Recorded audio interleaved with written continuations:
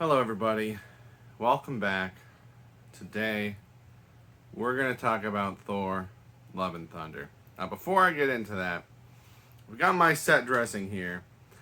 And this is not to be some kind of weird flex. This is just to establish that I am a huge fan of the MCU as a whole, and also Thor as a character. So I've got multiple Mjolnirs. I've got Thor comic books. I've got most of the MCU on DVD. I've got so many Thor action figures. I've got the Warriors 3 and Sif and Odin and Dark Elves and so many supporting characters. And I got bobbleheads. So I want you to understand when I'm talking about this movie that I'm not a Thor hater. I'm not an MCU hater. I'm not a superhero hater. I am the target demographic for these movies. And I just want you to understand that when I tell you that I hated this movie.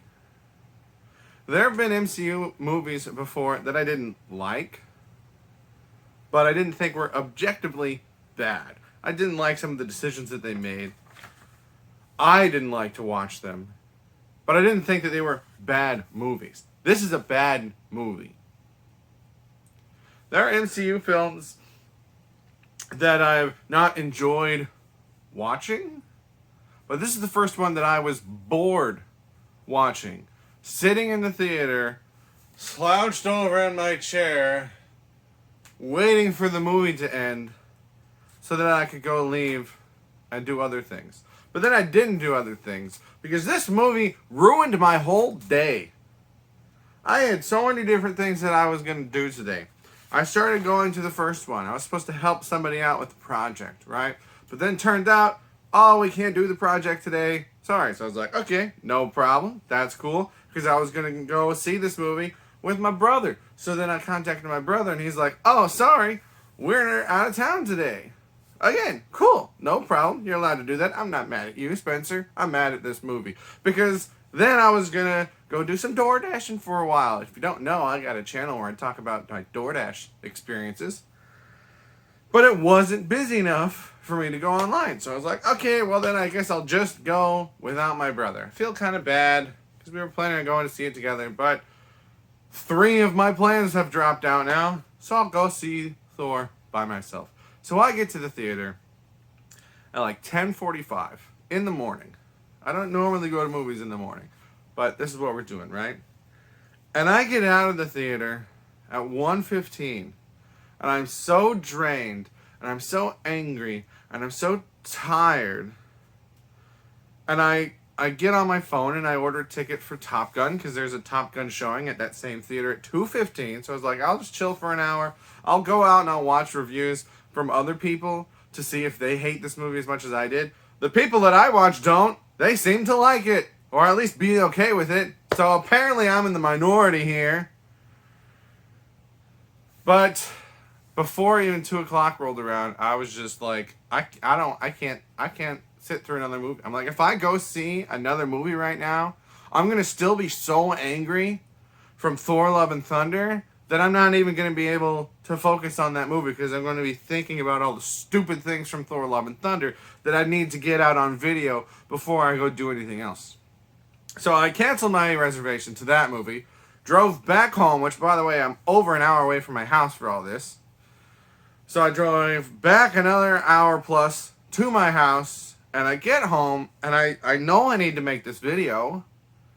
Not that I don't need to. This isn't going to help anybody. It's just going to be me ranting for probably more than half an hour. You can see the time code. I don't know that yet. But I'm so exhausted just by the thought of having to go through all the things wrong with this movie that I took like a 4 to 5 hour nap. And now it's 8 at night. And I've gone and I've typed out my thoughts. We got 2 pages to go through. Like I said, it's going to be a long one. So I'm going to be filming this for a while, and then I got to upload it. And then I'm probably going to go to bed. So this movie literally ruined my whole day. So those are my spoiler-free thoughts. If you don't want any spoilers, this is probably the time to leave because I'm going to get into them pretty quickly. So if you're leaving, goodbye. I'm not going to tell you not to go see it because if someone told me not to go see it, I still would. Just check your expectations. Let's get into my notes.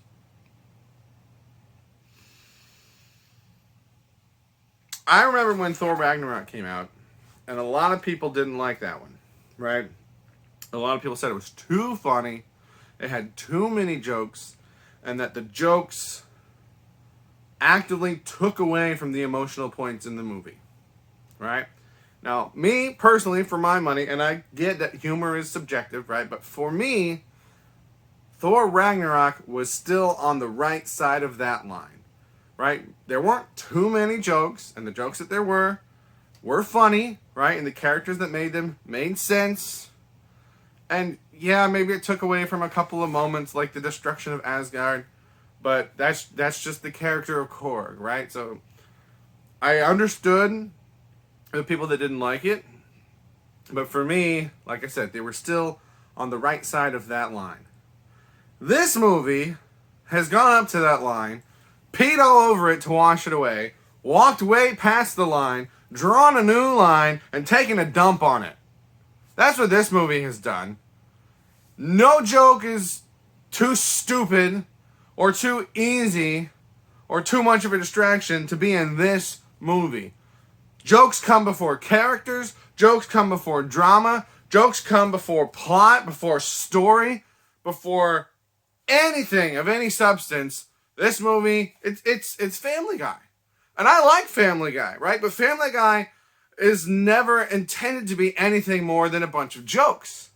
The MCU is not that. And you can take a property like this and you can do a parody of it. Holy Musical Batman, for me, is still my favorite Batman experience. Even though it's not a movie, it's a musical on YouTube. I'll link it below. It's amazing. Right? The Lego Batman movie is my favorite Batman movie because they don't take themselves too seriously like a lot of DC stuff does. But the jokes and the comedy in those productions come from a place of fandom. They're poking fun at Batman and the Batman mythos and the Batman world. They're not just making any stupid joke that they can possibly think of. So those productions are parodies of Batman, but they're well made and they require an understanding and a love for that character in order to make those. Thor Love and Thunder is just a parody of a movie. The jokes have nothing to do with the characters or the arcs or the story that we've had as part of our lives for 15 years. They're just whatever joke they could think of to throw in that scene, it's there.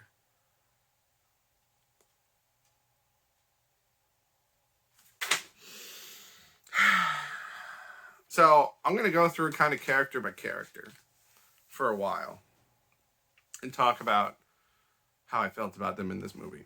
Gore the God Butcher. I call him Poor Gore because I don't think Christian Bale had any idea what movie he was in. Christian Bale, for the most part, did a pretty great job. There are a couple scenes where he's just a little bit over dramatic, a little bit past where I think he should be, but I think if he was in a better movie that took itself a little seriously, it would fit a lot better. But we have all these jokes and stupid nonsense and trash put up against Christian Bale, who's a really good actor, and they just don't mix at all. It's completely clashing. It's like you're flipping back and forth between two different movies, and it doesn't fit at all. And I'm not saying that I wanted Christian Bale to dumb his part down. It just doesn't fit in this movie at all. So that's my theory, is that he had no idea. I don't know if he, I don't know how movies work. Did he not read the script? Or did he skim through it and just not realize the tone that the actors and the director were going to put into that script? I don't think he knew what movie he was in. Underneath my Gore section, I've got, how does the Necrosword work? And yeah, go ahead, fine, tell me in the comments. Oh, it's in the comics. You should read the comics. I read old comics. Okay, those are the comics I like. I don't read new comics, not very often. So I don't know anything about the Necrosword from the comics. Doesn't have something to do with symbiotes. Anyway, in this movie, right? Because we're talking about this movie. We're not talking about the comics. In this movie, all we are told about the Necrosword is that it has the ability to kill gods. And then we can extrapolate that. That means that anybody that wields it has the power to kill gods. Now, we are also told something about shadow creatures, right? So apparently it can also give you the ability to create and control shadow creatures. It's never really explained what those are, how strong they are, how that works.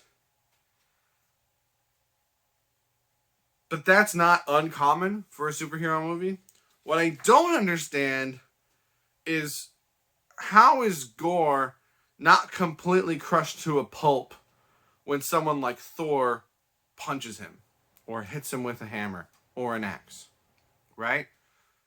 Is the race, the being that Gore is on his own, some kind of super strong, super durable being? Because that doesn't seem like the case. Does the Necrosword grant the wielder some kind of super enhanced strength and durability? That seems to be what is going on. But if that's the case, how did the previous owner of the Necrosword die? Because he's already dead when we see him. So they very casually just ignore all of that. And so I don't understand what powers or abilities, if any, come from Gore himself and what come from the sword, or how the sword works, which we'll come back to in a minute. But first, we gotta talk about Gore's plan. Because Gore's plan makes no sense. The whole driving force behind Gore is that he was suffering, his daughter was suffering, he prayed to the gods didn't answer, so he comes to the conclusion that the gods don't care about anyone other than themselves, therefore, I'm going to kill all the gods. So his whole motivation comes from the point of view of people who worship the gods, right? They have been let down by the gods. Here's a question. How does killing every god help those people? How does that make their situation any better? It doesn't. He's punishing the gods, but he's not helping the people that he's supposedly representing. Because then if there are any gods that are still helping, like Thor is in this movie, or any people that still have a positive relationship with their gods, he is just taking them out. He's not giving the people anything new. How does that work? If your god dies, are you notified about that? Do you somehow learn that information so that you know to stop worshiping them and to stop putting your faith in them? Because I don't think so. So those people are still going to keep praying to these gods and worshiping these gods and asking these gods for help. And they're still not going to get any help. Only they're going to get less than they would have before because their gods would be dead. So Gore's plan, his large-scale plan, makes no sense. His small-scale plan in this movie is to capture Asgardian children to use as bait because he knows that Thor will come save them, so he knows that Thor is doing the thing that he wanted his god to do. So Thor is not the problem. So why is he punishing Thor for actually being one of the few gods that does still show up to save his people? It makes no sense at all. You might be thinking, oh, well, it's just because he wants Stormbreaker. We'll come back to that, because that's stupid too. Next question is, how long has Gore been doing this? I haven't read the comics, but I thought that I heard that in the comics he's been doing it for millennia? Is that right? It seems like in this he's been doing it for like a week? And he's just tearing through people? How is he getting from place to place? How does he travel? How nothing about his story makes any sense. I already talked about the Asgardian children. Next question here is, what is a god in this universe? Because we are told in the other Thor movies repeatedly that they are not gods. They are aliens. They are beings. They are mortal. They live. They die. They have an afterlife. We'll get to that too. They're not gods. And based on other things we've seen in the MCU, things from Shang-Chi, and things from Black Panther, and things from Moon Knight, the implication is that most of these pantheons of gods are not truly gods. So then, what decides whether or not something counts as a god in the eyes of Gore the God Butcher? Is it just any of these things that have ever been considered gods would count? Is there a true God in this universe? And would he count on the same, he or she, or that being, would that count on the same level as all these aliens? This is what happens when you don't pay attention to the earlier installments in your own franchise, is that you contradict yourself. We've been told for several movies that they're not gods, and here the big threat is the guy that kills gods, which they're not, but now they are again.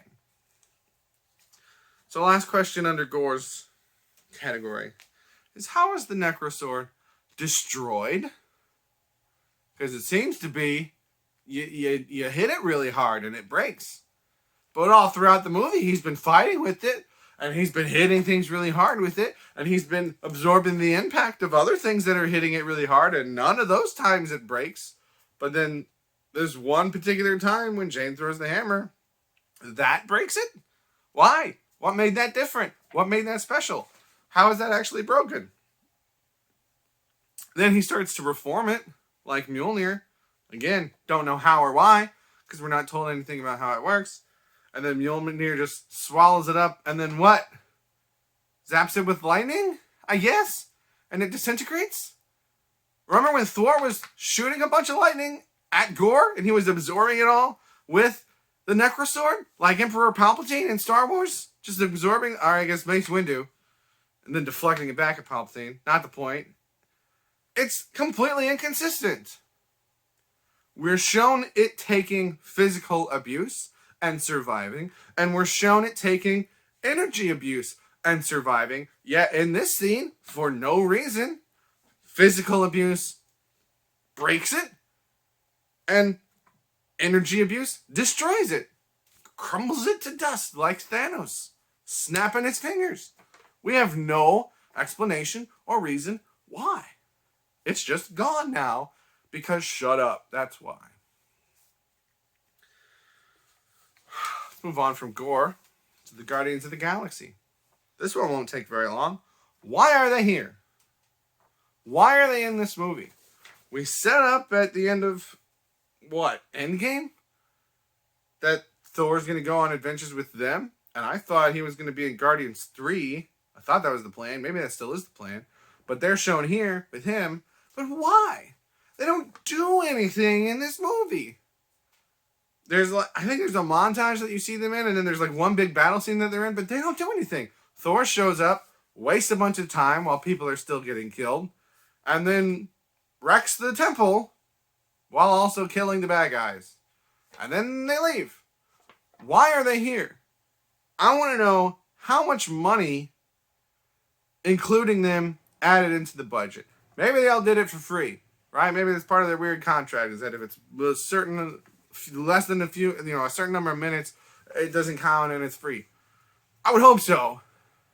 Because otherwise, that's a lot of money that you're putting in for no reason.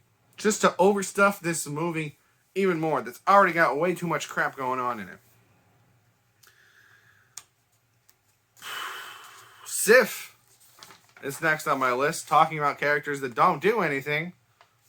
She's hurt and calls to Thor, and then she's not in the movie again until the very last scene where all she's doing is training younglings.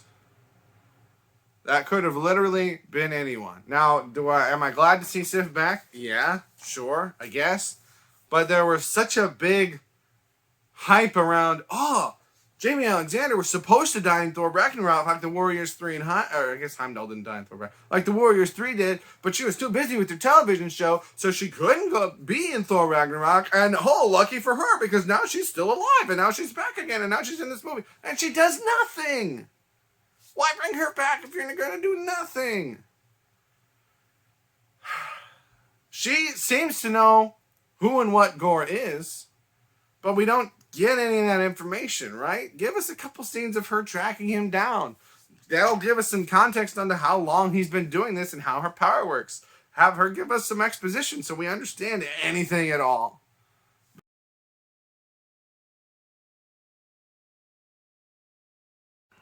Sorry about that, everybody. My camera ran out of space, so I had to go clear out some old files, because this movie continues to ruin my day. So now we're almost at 9 o'clock at night.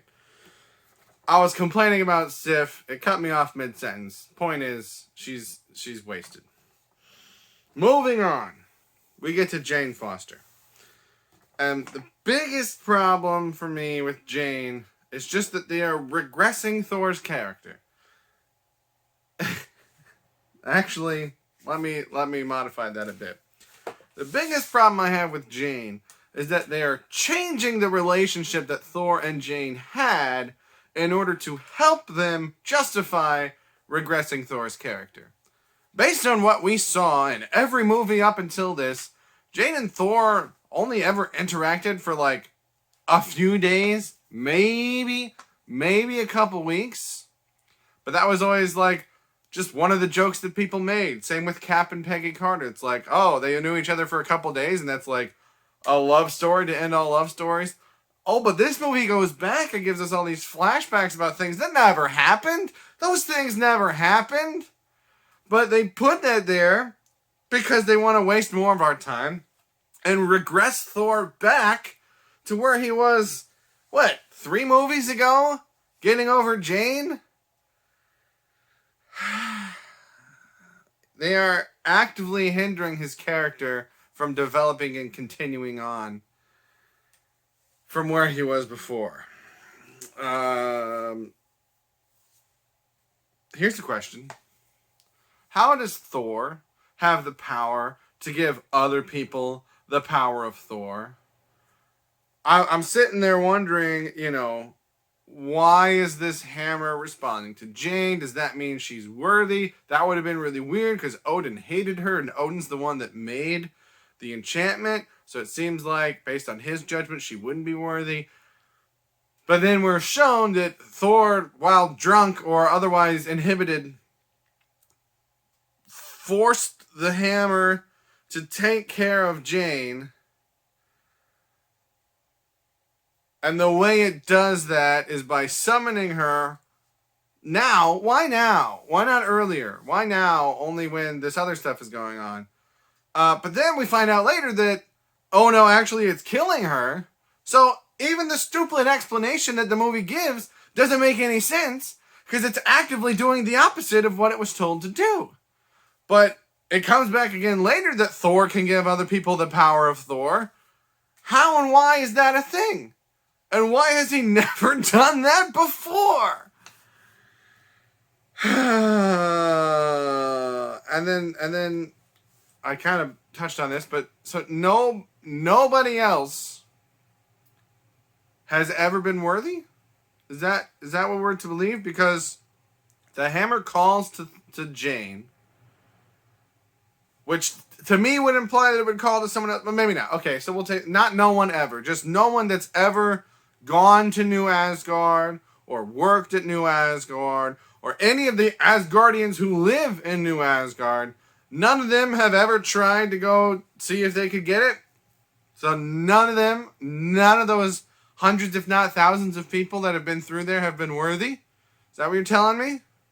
Because that seems stupid. So it makes perfect sense for this movie.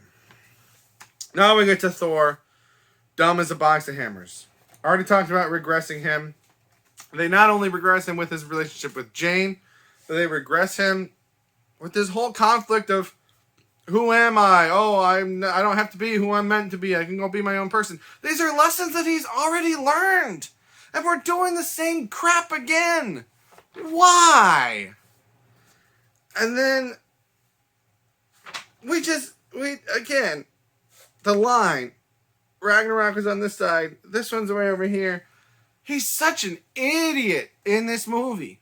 He's funny in the last one, and it's okay to make him funny because Chris Hemsworth is a funny actor, right? But the humor in Ragnarok, at least as I remember it, is that you take this serious character of Thor, this awesome kick-butt kind of guy, and then you put him in these silly situations, and you know, maybe he tries to do something cool and it doesn't work out, right? And so the funny thing is that this cool person just looked stupid because of whatever happened, and that's funny. But when you just make him an idiot, that's not funny. And it's not at all consistent with who this character is and who he's been in the last 15 years of movies and thousands of years within his own world. He's not at all like he was before. Now he's just an idiot. And that's probably most easily seen with his interactions with Mjolnir and Stormbreaker. Because he talks to these inanimate objects as if they're people, as if they're beings, as if they have souls and feelings and emotions and can make decisions. And this is where it starts to feel like a parody of a parody, right? If you gave us one little joke about when he first sees Mjolnir, right? And he's like, oh my God, Mjolnir's back and blah, blah, blah, right? And like, there's a thing there where it could make sense because Mjolnir is a symbol of worthiness, right? And so when he went to the past in Avengers Endgame, when he revisited Thor the Dark World and he took the hammer, he had that moment of, I'm still worthy, right? And like, that was a good character moment. So there's something to Mjolnir that Stormbreaker doesn't have, because you don't have to be worthy to wield Stormbreaker, because we see Thanos wield it, right? That's not an enchantment that's put on Stormbreaker. So Mjolnir comes with this added air of I'm worthy. So it makes sense that if he sees someone else using it, that's gonna set something off, right? And so I could see a little joke where he's doing that, and then he looks down at Stormbreaker and he says something like, oh, don't worry, buddy, you're my main guy now, right? Like something small once can work. But I think Jeremy Johns is the one who said, it's a love triangle between Thor and two weapons. And it's so stupid. Oh my gosh. And it just keeps coming back and keeps coming back and keeps coming back. And he gives it a beer. He's like, I think you're ready for your first beer. Like it's a little kid. And then he scratches its tummy like it's a dog. It's so stupid. And it's in it so much. I hated it. Oh my gosh. And you know, when in Endgame, when Captain America's using Mjolnir, he doesn't seem to mind that. He thinks that's cool, right? And at one point, they each catch the other one and they flip it back, right? They trade. He's like, give me the big one. You take the little one. He clearly appreciates Stormbreaker and doesn't mind someone else using Mjolnir. But here, because we're regressing him and we're not paying any attention to any of the movies that came before, it's this huge plot point and it bothers me so much. Oh my gosh. So they go to Omnipotent City to beg for help in raising an army to go stop Gore the God Butcher, because he's going to kill all the gods, right? He's going to kill the gods. We have to save it so that more gods don't have to die. and then things happen. So how do they get out of it? By just murdering all these people. They kill all these guards, and for all they know, he assassinates Zeus right through the chest. They are now the god killers. They just did the thing that the bad guy is doing. They just murdered all these gods. What in the world is this movie doing? Oh my gosh. Then towards the end, once again, he gives other people the power of Thor in what I call Shazam 2.0, because it's just like the end of Shazam when he shares his power with all the kids. And this is where we miss an opportunity. Specifically, we miss an opportunity to thematically tie this in with the rest of Phase 4. I've heard a lot of people saying that Phase 4 feels like it has no direction, like they don't know what they're doing, like they should have just stopped at Endgame, and I'm always countering those points by saying, we didn't know what they were doing in Phase 1, right? We didn't know what they were, we didn't know they were leading up to Thanos, right? We didn't know about the Infinity Stones. We didn't know any of that when they were laying the groundwork in Phase 1. So we are in another Phase 1 here with Phase 4. But there is a clear theme and a clear idea and a clear identity of most of the movies in Phase 4, and it's the multiverse, right? We've got No Way Home with multiple universes. We've got Doctor Strange in the Multiverse of Madness with multiple universes. We've got WandaVision dealing with multiple universes. We got Spider-Man No Way Home. We've got Loki. We've got Shang-Chi with different dimensions, right? We are very, very clearly going in the direction of multiverses. And I'm not super familiar with the concept of multiple Thors in the comics, but I do know that there are whole comic story arcs about the Thors. And there's these vast amounts of different versions of Thor. And I don't know how it works in the comics, but in the movie, you can use the multiverse to just bring in a bunch of Thors at the end of the movie, right? Maybe that's a secret power of Stormbreaker, right? Maybe somebody else is involved. Maybe you could get, I don't know, the Enchantress. She uses magic or something, right?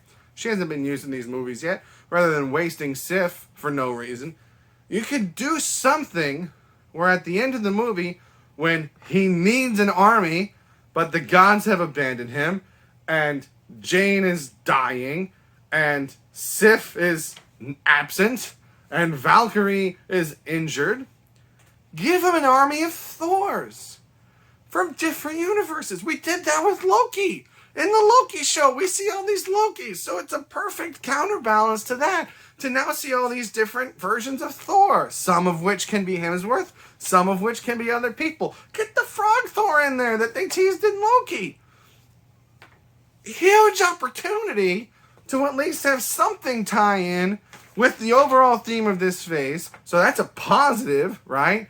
But then you also don't have this stupid new ability to give people the power of Thor, so you're taking out a negative. You're taking out a negative and putting in a positive, and the end result is the same. Because there's no reason that those have to be children in that scene. They could be anybody.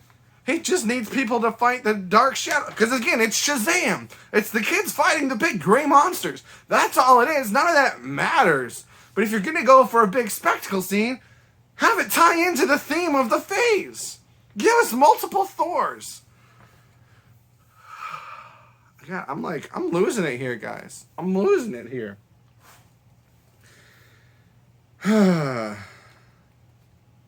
Next on my list is Zeus. And I just wrote still yet another joke. The way he talks is stupid. I've heard some people say that that's supposed to be a Greek accent. But if it is, it seems like it's making fun of a Greek accent. The way he's dressed is... You can make a skirt joke. It's easy. It's low-hanging fruit. But just dress him like a Greek warrior. And just have Thor say something stupid like, oh, you big man in your little tiny skirt, right? That can work. But you give him this frilly, lacy little thing that looks like a 6-year-old at her first ballet recital, and you have him hold it up as he scurries. It's so stupid. Just because it's a joke. Well, by the way, I might forgive some of these jokes if any of them were funny. And again, I know that humor is subjective, but I did not laugh once in this entire movie. So none of these jokes are even funny. They're just stupid. Then yet again, we have the Necrosword issue of how does the lightning bolt work? Thunderbolt. The lightning bolt called Thunderbolt. Even though Zeus makes fun of Thor's title as the god of thunder, isn't thunder just the sound that lightning makes? Then why do you name your lightning bolt Thunderbolt? Again, contradicting ourselves. But I would assume that the power of lightning is part of being the god of lightning. But no, apparently anybody can just pick up and wield this lightning bolt and with no training or anything whatsoever can just use its powers however they want. Including, some people have been saying that the lightning bolt is what gave Thor the ability to give other people the ability of Thor. That came from the lightning bolt and not from Thor. But A, that still doesn't make any sense. How and why is that a thing? And two, he's already done it before by enchanting Mjolnir. So why would we not expect that that's part of him? And for some reason part of the lightning bolt? Just because of the color of the lightning? It's so stupid! Everything in this movie is so stupid! Oh my gosh! Korg! Fake death! Number 1. So useless they literally made him just a mouth. Also doesn't know what living means. Because he says, apparently the only part of a Cronin that's living is the mouth. But then he says the rest of him grew back. And it's obviously alive because he's constantly moving it. Stupid. Stupid, stupid, stupid. Stupid. Stupid. The Shadow Realm. Just what I wanted. Dark gray nonsense that's hard to see. Oh, that fits perfectly in this Thor movie that markets itself on all these cool, crazy colors, right? Black and white for an extended period of time. Valkyrie, fake death number 2. It's the only bad thing I have to say about Valkyrie. I actually liked her in this. Would have loved to spend more time with Valkyrie and her struggles of being the king and what that means. And we get just a little glimpse of her having to do all these handshakes and photo ops and things that she obviously hates and she misses the battle. And I would have loved to spend more time on her. An actual serious character who's not just an idiot. But no, we got no time for serious characters. We got no time for meaningful story points or character arcs because we just have to make as many stupid, dumb jokes as we can. Now I'm sitting here hating this movie. Hating this movie. But I know that we're leading to eternity. So I've got in my head, I was like, at the very least, they're going to do some crazy, trippy, really cool thing with eternity. They're going to make that look dope, right? We've seen dope looking stuff in Doctor Strange. Like, this is going to be a cool scene. Even if I hate the rest of this movie, when they encounter eternity, it's going to... Nope! It's just a silhouette with the universe inside of it. Nothing that you couldn't draw. Like, this is a movie, guys. Why are you just doing something you can literally draw on a page? Do something cool, please. Come on! What a letdown! Axel! I forget his real name. It's Heimdall's son. Why? Why is it Heimdall's son? The whole point is that they want him to use Heimdall's all-seeing vision to help communicate, but he can't do it! And Thor can! So Thor astral projects, which is not at all the same thing that Heimdall did, by the way, to be able to talk with all these kids. So then why does it have to be Heimdall's son? If it doesn't matter, it's so stupid. Love. Gore's daughter, who for some reason is called Love. Because that's the big thing at the end of the movie, is that her and Thor are love and thunder. This is what I wrote.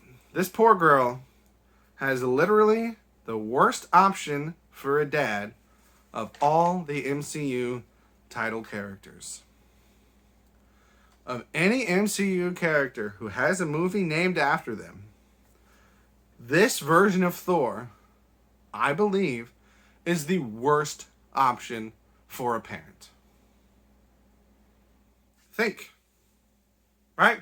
Think about your other options. Iron Man, he's a dad. Seems like a pretty good dad, right? Steve Rogers seems like he'd be a pretty good dad.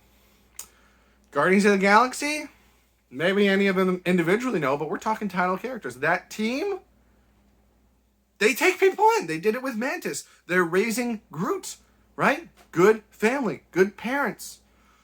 Who else? Hulk. Seems like current Hulk, where he's at now in his trajectory, would be a pretty good dad, right? He was good with those kids in that diner. A little cringe, but good with them. Who else we got? Black Widow. Seems like not being able to be a parent is a big part of her struggle. So it seems like she would take that very seriously. Shang-Chi. Maybe a little inexperienced, but he knows the complications of family, right? And he's responsible, and he's smart. Seems like if he was forced to be, he could be a good dad. Scott Lang, he is a dad. Right? Who else? Doctor Strange. Bit narcissistic, but when he teams up with America Chavez, he's, protecting her. Does some similar stuff with Spider-Man, right? Any other title character in the MCU, it's a better parent than this idiot version of Thor who's in love with a piece of metal and wood. That's too stupid to get anything done. Then I wrote, why is she using a weapon as tall as her? Apparently, she's got some cosmic superpowers, is what I've heard. Because she's born of eternity, which we'll get to. But, again, we have no character arc here, so Thor's just going back to using Mjolnir for some reason, even though it's the inferior weapon, right? It can shoot lightning. Stormbreaker and Thor himself without any hammer can shoot lightning. It can be summoned, but so can Stormbreaker. But Stormbreaker controls the Bifrost, which Mjolnir can't do. And Stormbreaker has a hammer side and an axe side, which Mjolnir does not. Mjolnir's the inferior weapon here, right? Am I crazy? Am I wrong for thinking that? So why is he giving Love the harder to use, but more powerful, but as tall as she is weapon? It seems like it's not a good option for her. Especially if she doesn't even need a weapon at all. But, maybe I'm wrong about that. Maybe she doesn't have those powers. Seems like she does a pretty big mega jump, but maybe that's Stormbreaker. But give her Mjolnir. You know what would have been neat? If you gave her some dagger or club or something made from shards of Mjolnir. And then in a future movie, they could transform into something, do something cool with it. Do something visually exciting. Hercules. Would be cool if I could take Zeus seriously at all. We get this end credit scene that, again, is not at all the same tone of the rest of the movie. And so we're supposed to be like, oh my gosh, Hercules is coming, he's gonna... Blah, blah, blah. But I don't take Zeus seriously at all, so I don't take that threat seriously at all. So why would I take Zeus' son seriously at all? I don't know this. I've never read comics. I guess I've probably read a few comics with Hercules in them, like Avengers comics, but I don't know a lot about Hercules from the comics. But isn't he supposed to be kind of like the stupider version of Thor? Isn't he quick to jump to the wrong conclusion? I guess all superheroes are like that in the 60s and 70s, but maybe I'm wrong about that. But I feel like he's the type of character that Thor was in this movie. So isn't he supposed to be the stupid Thor? Too bad regular Thor is already an idiot. And then we get to the film theory. Because MatPat just put out a video which it's not about this, but it includes the possibility that Disney's live-action Hercules remake, which was recently announced, directed by Guy Ritchie, and involving the Russo brothers, he is suspecting is going to be this same version of Hercules, played by this same actor. Now, that's a whole nother thing that we don't need to get into right here. But the fact that that's even plausible to me at all, I think is a problem. Valhalla. The very end of the movie, we see Valhalla, which means that us watching this movie is symbolic of us dying, losing the battle to how stupid this movie is. And as a reward for suffering through it all, we get to see Valhalla. I don't think they intended that as the point, but that is absolutely how I took it. And then because I forgot to put it in anywhere that made sense, I just put plays. Again, we get more Asgardian plays with another Hemsworth and Matt Damon and Sam Neill. And it's exactly the same joke as the last one, except now we've got Melissa McCarthy. Why? Because shut up. That's why. So that's the bad stuff. Let's get into the good stuff. I got a couple. Like 4 things. Number 1, Valkyrie. As I said, I actually liked her in this movie. Woulda wished she would have gotten way more focus. But at least she wasn't an idiot that is moving backwards. Number 2, Mjolnir's new power of splitting into pieces, and all those pieces doing those separate things before coming back, and also surrounding, they do it with the Necrosword, which is stupid, but the power of being able to surround something and encapsulate it within itself, those are cool powers. Will we see those again? I don't know. That seems like it'd be way more useful for love than it is for Thunder or Thor. But he's the one that's got Mjolnir, so he's probably going to use it the same way he used it for thousands of years. Darcy's not horrible. Darcy is my least favorite part of the first 2 Thor movies. I liked her much better in WandaVision, and when she showed up in this movie, I was like, oh my gosh, no, they're going to make her horrible again. Luckily, they don't have time to, because she's just in the one scene and then she's gone. And then Hemsworth's 3 kids. So this is not, doesn't make the movie better. It's just like a real world thing that I'm holding on to as one of the only things about this movie. His 2 sons, I don't know how many kids he's had. He has at least 2 sons and a daughter, apparently. 2 of his sons play the younger versions of Thor running through the woods. And Love, the kid, is his real-life daughter. So that's cute. It still doesn't change the fact that he's the worst possible father for her in the movie. But it's cute that he gets to go fight in battle with his little kid. That real-world fact is better than anything in this movie. Also, apparently, his wife, Elsa Pataki, was the wolf woman that he was getting with on The Woman Wolf. But she's been in these before as fake Jane Foster. And then the Forgotten. Let's have a moment of silence. Now, 2 of these, they made it in. It's like Darcy. They were there for like 1 line. So we got Darcy, who I don't miss, so that's fine. Meek, who I'm pretty sure we see once, and someone says his name, but he doesn't like get anything to do in the movie. They're really focusing on Korg, except they don't, because Korg's just a face. Meek, Selvig gets 1 line on a computer screen, and then he's never heard from him again. And Eitri the Dwarf. So, now we're back to why does Gore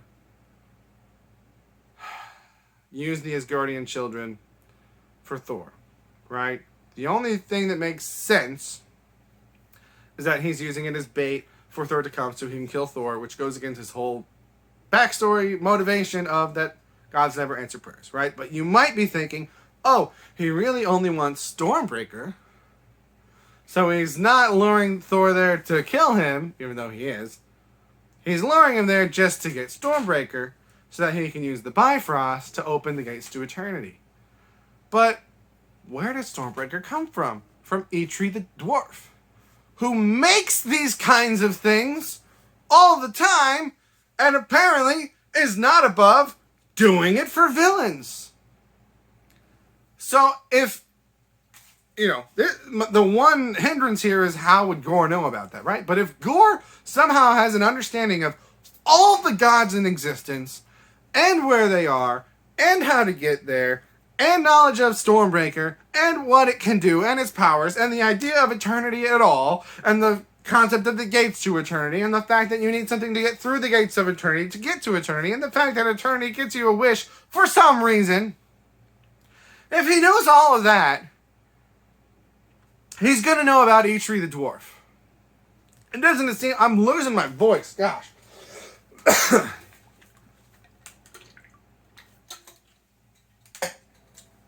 Doesn't it seem like it'd be way easier to go and threaten one dwarf rather than taking on all of Asgard? I've read that Peter Dinklage was supposed to be in this movie, but he got cut for some reason. And I'm like, if you're going to put Darcy in for one line, and Selvig in for one line, and Meek in for one line, and the Guardians of the Galaxy in for one scene, why is Eitri not there? You know, I don't know. I have no idea. But my working theory is that they realized that if they put him in, then everyone would be wondering why Gore didn't just go to Eitri. Or maybe that was the scene. Maybe Gore went to Eitri and, you know, I don't know, Eitri ended himself rather than help another villain. I don't know.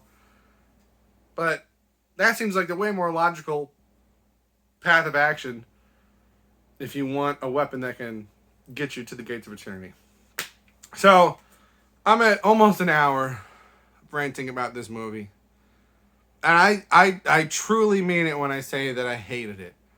There was almost, you know, if you took all the things, all the scenes, all the little bits of this that I enjoyed, it would probably be less than 2 minutes of screen time. The end bit with Hercules, isolated from everything else without that context on its own, that's kind of cool. The new abilities of Mjolnir looked really cool. I hope they use those for better things in the future. I thought Natalie Portman looked awesome as Thor. I didn't hate her in the movie. They're just regressing her like they do with Thor, and they're not letting her move on with her life, which is just not good storytelling. Liked Valkyrie. Wish we got way more of her. And there's like one good Thor moment. I think it's when he throws the lightning bolt through Zeus, which is stupid because now you're the one murdering gods. But he says some line. I don't even remember what the line is, but it was like a cool, you know, one-liner that normally I would like in these kinds of movies. But you know, that's come after the stupid scene in the beginning with the Guardians of the Galaxy where he's just letting everyone die. And he flies on Stormbreaker like a witch's broom. Oh my gosh. Which, you know, then you see that Stormbreaker has planted roots in this ground, but then in the next scene they're gone. So again, they don't even care about the continuity in their own. It's just a stupid joke. Everything in this movie is a stupid joke, and I hated it. This is the first MCU movie that I was bored with. The first one that I hate, and gosh dang, I hope they change something. Because I do want to see more Valkyrie. And I do want to see more stuff like this, but I don't want more of this. This is bad. Really, really bad. And I'm going to stop talking about it now and probably go to bed. Because I'm a grumpy old man. Those are my thoughts on Thor: Love and Thunder. Let me know your thoughts down in the comments below. Am I being way too angry here? Or do you agree with me that this is just a big stupid parody of a joke of a movie? Put your thoughts down there. I'm going to bed. Have a good day. Goodbye.